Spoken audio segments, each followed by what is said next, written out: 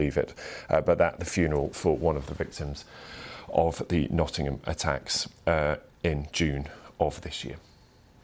Now, elsewhere today, an Indian rocket has blasted off for the moon on a mission to land a rover on the lunar surface. The Chandrayaan-3 lifted off from southern Andhra Pradesh state.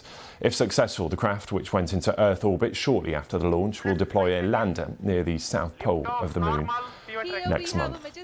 Well, let's speak now to Dr. Emma Gatti, who's editor-in-chief of the online publication Space Watch Global. Thank you for being with us, and we saw some of those pictures there, and we'll show viewers some more of those pictures of the launch in just a second. But what's your assessment of how significant this launch is, particularly given where it's headed to and the significance of the lunar south pole? Thank you very much. Good afternoon. Well, the landing, if it will be successful, is historical, of course, because India might join the fourth country to actually being able to land on the moon. And the South Pole is very significant because it's interesting from a research point of view, from a scientific point of view, and also from a potential investment and business point of view, because we don't know still how much water there might be on the moon, but if there is water, it's on the South Pole. So it's very interesting. And this is the Chandrayaan-3, isn't it, that lifted off today? 4 years after the failure of its previous mission, the number 2. Talk to me about the significance of how quickly they've managed to launch this third version of this craft.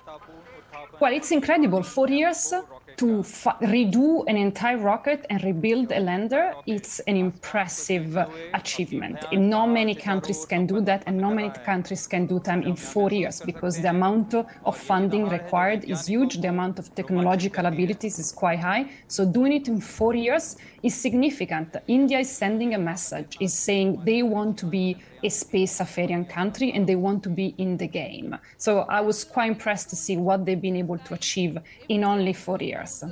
And so a successful launch, but the real test now will come about its ability to land. And that is a bit that is fraught with difficulty, isn't it?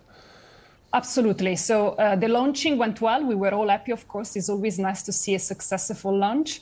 But now the hard part is the landing, because Chandrayaan-3 is trying to achieve what Chandrayaan-2 was not able to do, which is doing a soft landing. 4 years ago, they had the software glitch.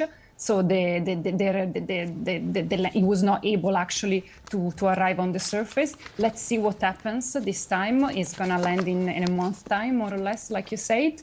And it's a very delicate part. So that's the most delicate moment. They want to achieve it because the first goal of this mission is actually showing landing capacity, showing that they can land on the moon. If they can do that, it's a step forward. It's a game changer for them. Yeah, it will be incredible to see, won't it? A lot of nerves ahead of that potential landing, I'm sure. Dr. Emma, thank you so much for being with us on the programme. Thank you. Good afternoon. Around the world and across the UK, you're watching BBC News.